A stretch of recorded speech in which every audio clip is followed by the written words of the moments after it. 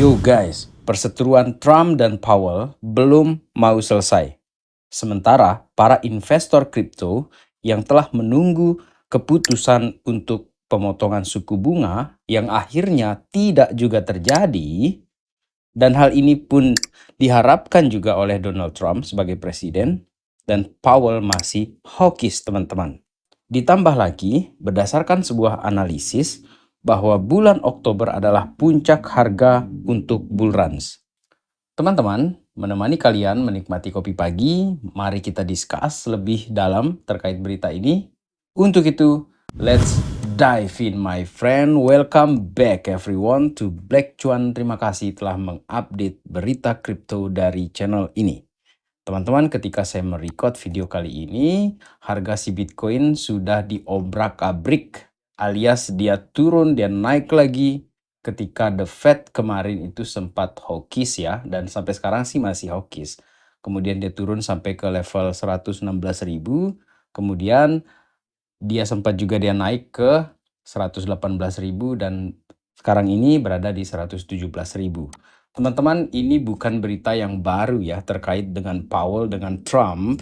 Apabila dulu kita menyatakan ya bahwa ini kayaknya The Fed ini pengen membuat pasar ini kacau ataupun dia ingin mempertahankan untuk tightening-nya dia dengan alasan data yang dimiliki oleh The Fed sekarang ini bahwa Amerika ini masih kuat. Sementara itu datanglah Donald Trump yang menginginkan pemotongan suku bunga. Dan pertemuan kemarin itu, Jay Powell alias Jerome Powell ini tetap dia hawkish teman-teman. Dia masih ingin tetap berhati-hati di dalam mengambil keputusan. Sementara itu Trump ini menginginkan ekonomi Amerika ini aktif lagi, bergairah lagi.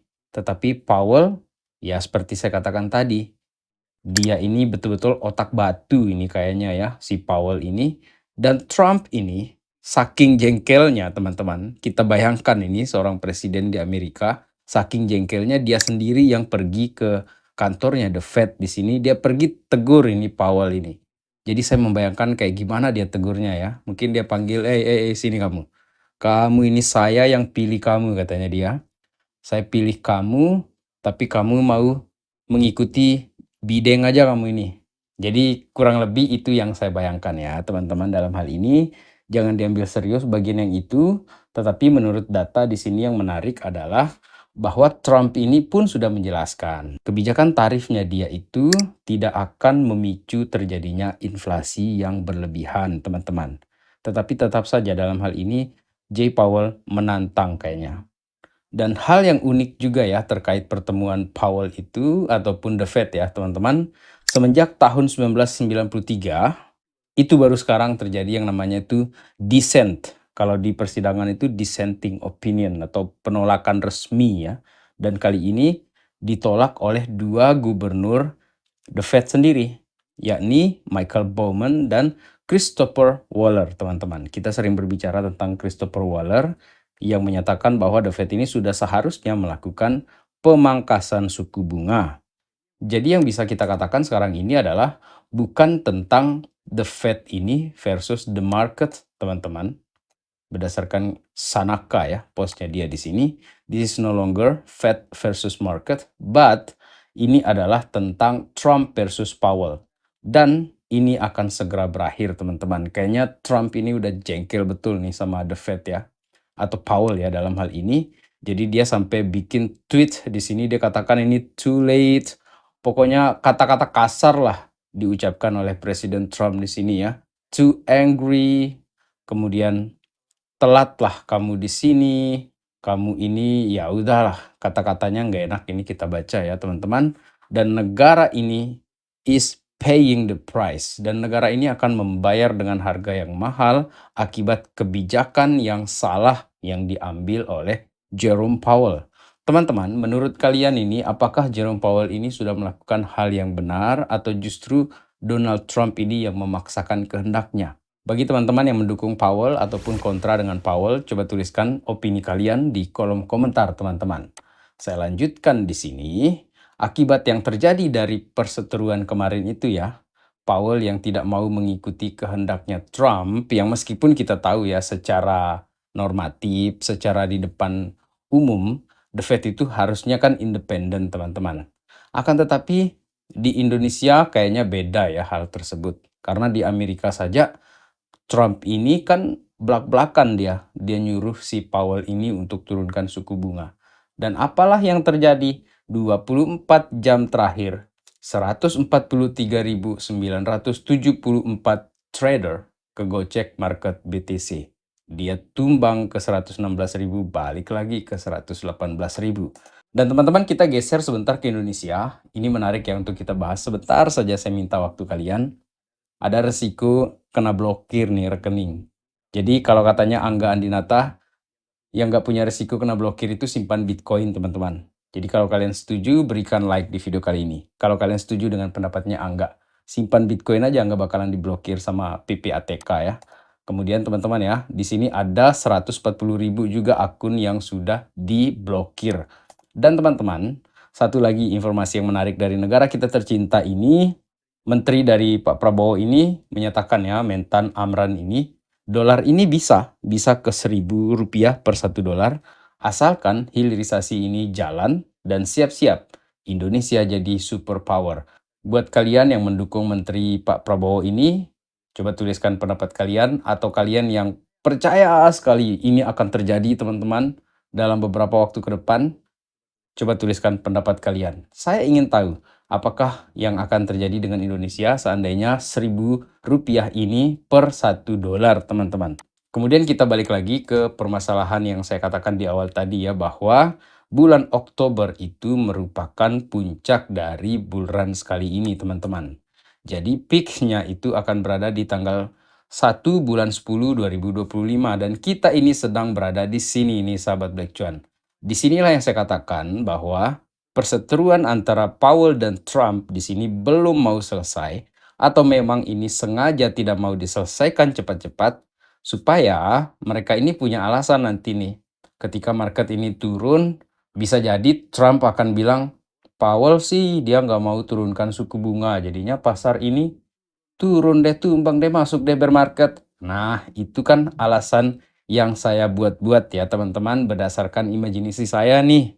Si Powell sama Trump itu debat berdua kan, cuci-cuci tangan lah kayak gitu kalau masuk bear market. Seandainya skenario ini yang terjadi, sahabat Black Cuan.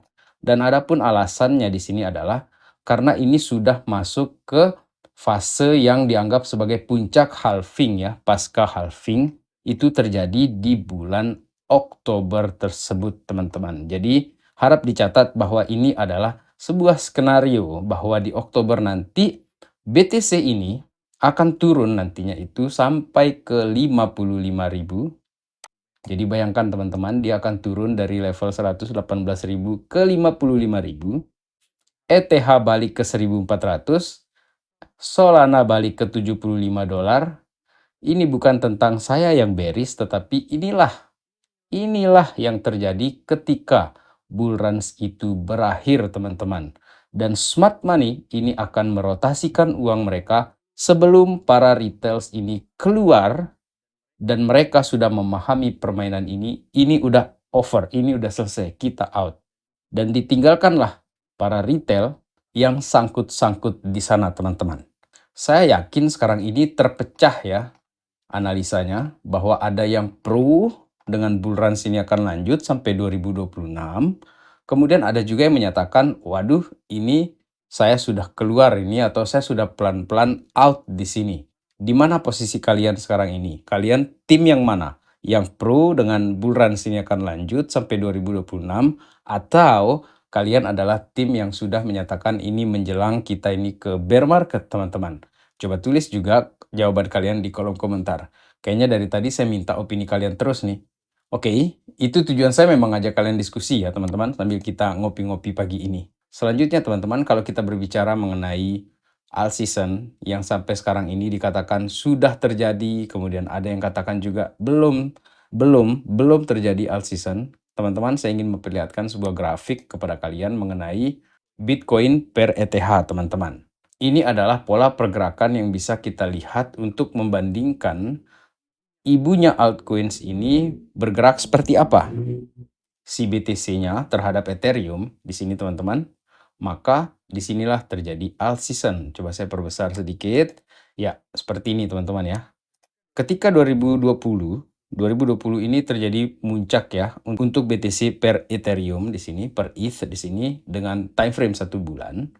Di sini terjadi puncak harga dari si Bitcoin per BTC. Kemudian terjadi pelemahan alias dia patah tren di sini. Jadi setelah patah tren itu biasanya tidak langsung tumbang begini ya teman-teman. Jadi dia masih ada perlawanan seperti ini. Dia naik dulu, kemudian dia turun, habis itu dia naik lagi. Dia turun, dia naik lagi, dan barulah dia turun, kemudian ada sedikit datar-datar di sini, dan ketemulah bottom. Dan disinilah ketika terjadi pola downtrend seperti ini, alt season ini dipimpin secara langsung dan secara resmi oleh Ethereum. Dan kali ini, sahabat Black Cuan, BTC per Ethereum ini terjadi uptrend, dan sekarang telah kepentok dia ini. Kemudian terjadilah patah tren di bulan ke 1, 2, 3. Di bulan ketiganya di sini dia patah tren. Jadi kita ekspektasikan skenarionya seperti di awal tadi ya. Ini untuk pola yang pro atau yang mengharapkan terjadinya alt season yang liar itu ya, yang belum sempat terjadi.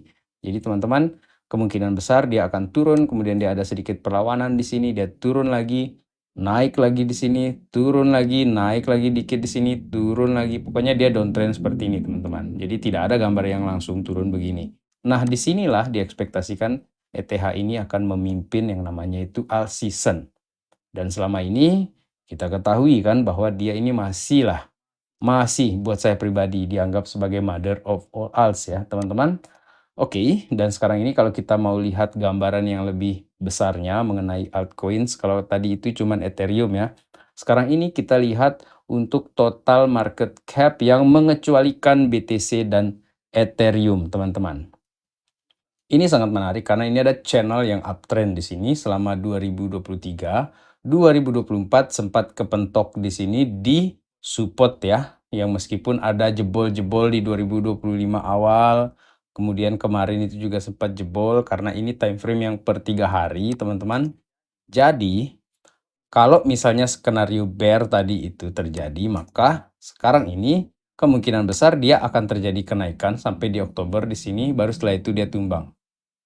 Naik dikit, turun lagi. Oke, seperti itu kemungkinan besar yang terjadi, teman-teman. Teman-teman, sekali lagi ini adalah sebuah skenario ya, teman-teman ya. Di sini bisa ya dan bisa juga tidak. Karena kita ini melihat pola saja di sini, teman-teman. Dan sebelum saya lupa, maaf ya, teman-teman. Sebelum saya lupa, this is not financial advice. Saya lupa tadi disclaimer di awal di situ. Dan teman-teman, kalau kalian suka dengan konten Black Cuan, kalian berikan saya like, kemudian subscribe ke channel ini, teman-teman, untuk mendukung saya di sini ya. Oke, sekarang ini kita lanjutkan apabila skenario bullish ini akan terus terjadi bahkan sampai ke 2026, teman-teman. Karena kalau kita lihat kan minat para institusi, MicroStrategy, strategi sekarang ini yang nggak berhenti-berhenti beli, kemudian BlackRock juga tidak mau berhenti beli Bitcoin sekarang ini. Sekarang ini kita alihkan fokus kita dari Bitcoin itu ke Ethereum lagi di sini. ETF yang terjadi di Ethereum sedang mengungguli pergerakan dari si Bitcoin. Dan ini kita bisa lihat ya. Untuk si Ethereum sendiri itu sudah terjadi kenaikan. Dalam bulan ini saja dia ada terjadi kenaikan 56% ya untuk harga si Ethereumnya. Kemudian dalam 3 bulan terakhir dia meraih 113%, sementara Bitcoin hanya mendapatkan 10%, sedangkan 3 bulannya hanya 27%. Jadi kali ini memang para investor besar itu sudah mulai merotasikan uangnya ini ke Ethereum, yang mana ini pertanda yang sangat-sangat bullish kepada si Ethereum-nya, teman-teman. Dan saya lanjutkan lagi di sini bahwa Ethereum ETF ini ada inflow lagi sebesar 5 juta US dollar, 5.800 US dollar kemarin ini, teman-teman. Jadi weekend sold Ethereum, big mistake. Pertanggal 30 Juli besar sekali ya, 5,8 juta. Dan di luar ETF, teman-teman, di sini ada Sapling Gaming yang sekarang ini sudah spend 43,09 juta US dollar untuk membeli 11.259 Ethereum. teman-teman. Dan kali ini dia sudah hold sebesar 449.276 Ethereum atau setara nilainya dia sekarang ini, keuangannya mereka itu untuk Ethereum-nya adalah di 1,73 billion. Serius orang-orang ini teman-teman, Sapling ini serius, dia borong ini. Dan inilah yang membuat banyak orang yakin bahwa alt season ini akan segera dipimpin oleh si Ethereum teman-teman. Dan menutup video kita kali ini, seperti saya katakan bahwa Trump dan Jerome Powell ini masih panas dia, kita tunggu dia mereda, seperti apa hasilnya nanti, itu sangat menarik teman-teman. Dan mengenai skenario tadi yang saya katakan bahwa di Oktober itu adalah puncak harga, kemudian terjadi pullback di Bitcoin ini alias masuk ke bear market sampai ke harga 55.000, itu adalah sebuah skenario yang patut menjadi referensi kita. Buat kalian yang pro dengan skenario tersebut atau yang kontra dengan skenario tersebut, saya lagi-lagi mengundang kalian untuk menuliskan opini kalian di kolom komentar teman-teman. Jadi sekian video kita kali ini, terima kasih telah menonton, selamat menikmati kopi paginya teman-teman. In the meantime guys, let's enjoy the ride guys. Salam Black Cuan, peace my friend.